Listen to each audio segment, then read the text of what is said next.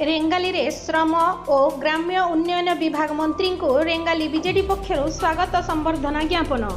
संबलपुर रविवार संध्या 7टा समय ओडिशा सरकार श्रम और ग्राम्य उन्नयन विभाग मंत्री सुशांत सिंह को रेंगाली तहसील ऑफिस छकठारे 400 ऊर्ध्व महिला युवक और वरिष्ठ नागरिक स्वागत जणाइथिले और रेंगाली निर्वाचन मंडली अंचलर विभिन्न समस्या उन्नयनमूलक काम एवं पानीय जलर असुविधा विषय अवगत कराई तांको माध्यमरे मुख्यमंत्री को दरखास्त देइथिले।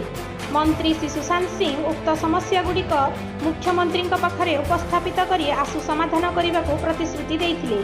एही अवसर में बीजेडी दृढ़ युव संगठक एमबी सत्यम एक्स एमएलए रमेश पटुआ, सुभाष सिंह, जयद्रथ विश्वाल एक्स सरपंच, नंदकिशोर अग्रवाल, पिंटू बेहेरा, चिंता बाग, टिकू पटनायक, बिरंची विश्वाल, अमित नाथ, स्वागत नायक, संबित साहू,